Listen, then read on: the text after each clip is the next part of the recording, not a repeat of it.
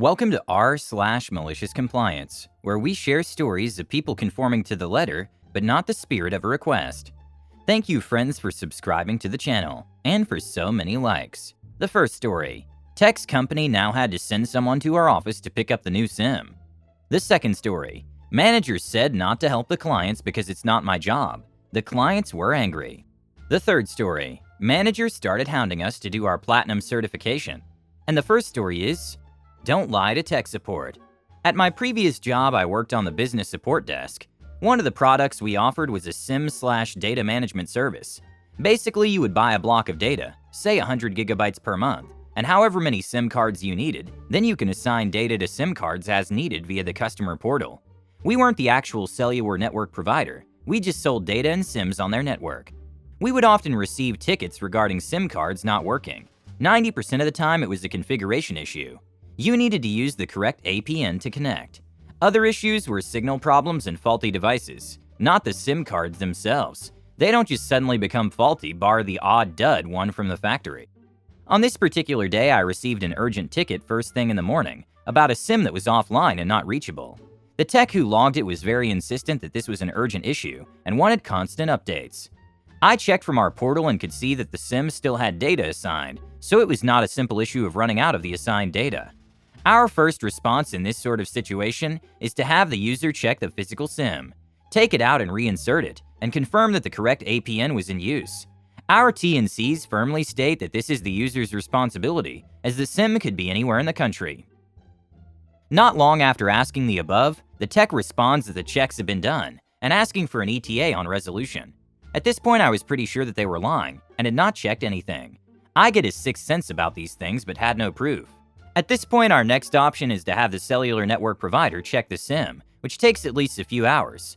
With the tech continuing to hound me, I ended up escalating the call with the provider, who confirmed that there were no issues in the area and that the SIM was offline. By now, it was mid-afternoon, and I was getting very annoyed with how the tech kept asking for escalations and ETAs, when I knew they were lying about performing the requested checks from their side.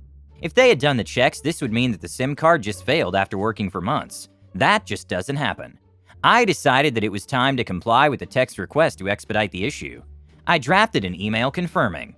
The tech had performed the requested checks. The cellular network could not find any issues. The SIM had sufficient data available. The next step was a SIM swap, which I would ensure was done immediately.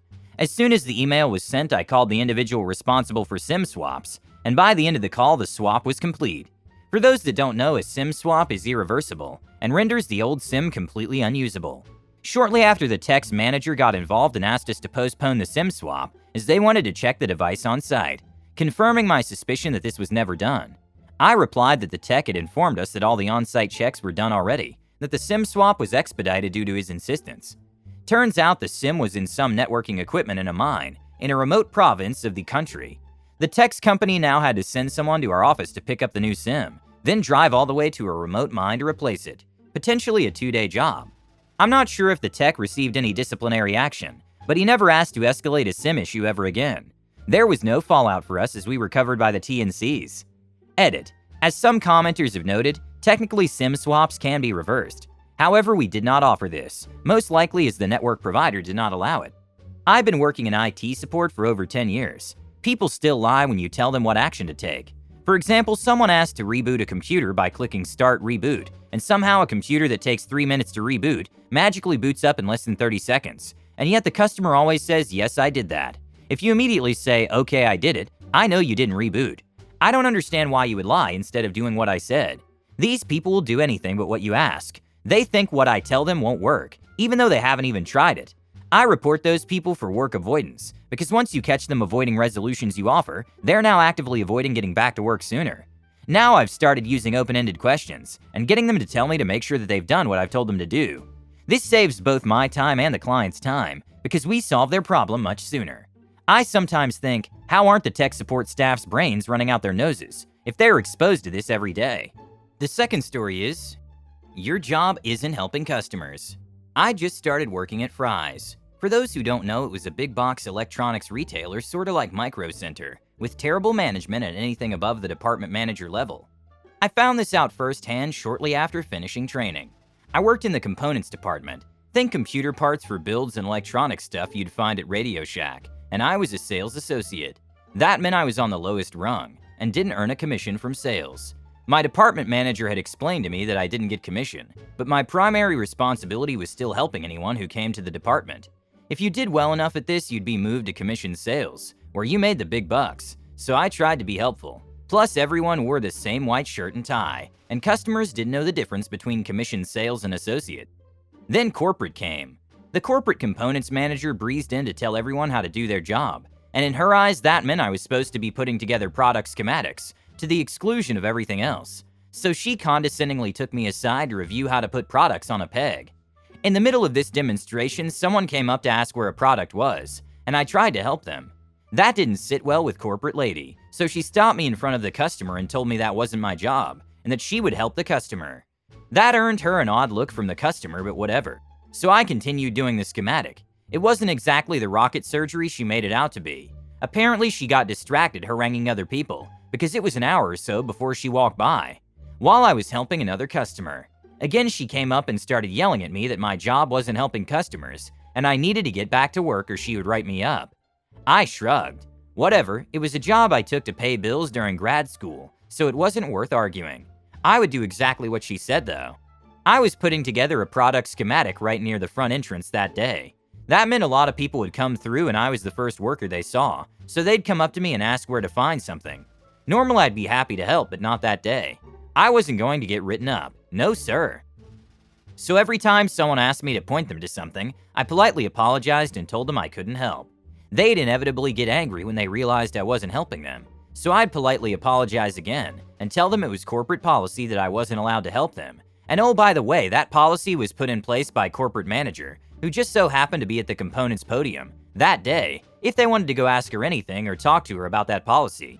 She never did come over to apologize or tell me to do anything any differently. This lady was too convinced that her way of doing things was the right way. I did have the pleasure of looking down the aisle to the podium and seeing a steady stream of irate retail customers, who were always a special mix of belligerent and stupid, laying into her with complaints that got more and more irate as they realized everything I told them was true. I'm told she didn't end up getting much done that day because she was too proud to admit it would be better for me to take 5 seconds out of hanging products on pegs to point someone to the right part of the store. As soon as she left, we went back to helping anyone who came through, even if I was doing the extremely difficult intellectual task of hanging products on the proper peg. I wasn't at all surprised a few years later when the company started circling the drain because they couldn't pave over incompetence at the corporate level in a world where Amazon and Newegg were eating their lunch. Edit. Ah yes, Fry's, the place where a corporate exec embezzled $65 million, but customers were expected to present their bags and cart for inspection on the way out the door, and lived a $65 million lifestyle on a $200,000 a year salary, yet his high roller trips to Vegas never raised an eyebrow at corporate. On the bright side, I made an SH load of money when they had a fire sale on the brands that were giving that dude kickbacks, and upped the commission to ridiculous rates to get rid of it fast. A very strange manager. It seems to me that employees should help customers because their sales depend on it, and this is an elementary manifestation of politeness, competence, and attention to the client. I always ask the employee for help when I need it. It's no wonder why customers were upset and angry. But if you look on the bright side, it did make your job easier. You don't have to leave your station and do extra work, helping customers. You also obeyed your manager and avoided problems. You can find advantages everywhere. My friend worked at Walmart. She worked for them for a while, and they moved her from one department to another while she was in the middle of a task, and then writing her up for the unfinished task, as well as not paying her for overtime. She quit that job and now refuses to go to Walmart. We love it when she makes Mexican stew. It takes a special ingredient to make that we can only find at Walmart. She will order it from Amazon and wait another day or two instead of shopping there. The last story is, want my entire department platinum certified? Sure thing. What time do you want to do the peer mentoring? So I was reminded of this recently, though the specific incident occurred almost 6 years ago. See, the company I worked for at the time had a tiered training system. Bronze tier meant you were qualified to do your job. Silver meant you'd gone the extra mile to really learn the ins and outs of the job and could be used to train new people in your job. Gold meant you had mastered your current position, and platinum was generally intended to be the stepping stone to be cross-trained in different departments. Typically, platinum training in one department was roughly equivalent to half silver in 2 or 3 other departments. So like being platinum trained in repair agent meant you could lend a hand in home installation and car installation, that sort of thing. Well, my store manager decided he wanted to get the bragging rights of having his entire Geek Squad department Platinum certified. So he started hounding us to do our Platinum certifications. Not actually giving us time to do them, mind you, because outside of Bronze, the trainings were voluntary. The position I held at the time, its Platinum level training was intended to be a stepping stop into management, and as a part of that, it included several transcripts from several books on management. So to be Platinum certified, I had to finish 14 modules, with each module involving a 200 to 400 page reading assignment, followed by a report on the reading assignment to be graded by the manager, and also 4 one-on-one training sessions with the store manager on topics such as manpower, management, customer reading, and personality conflicts.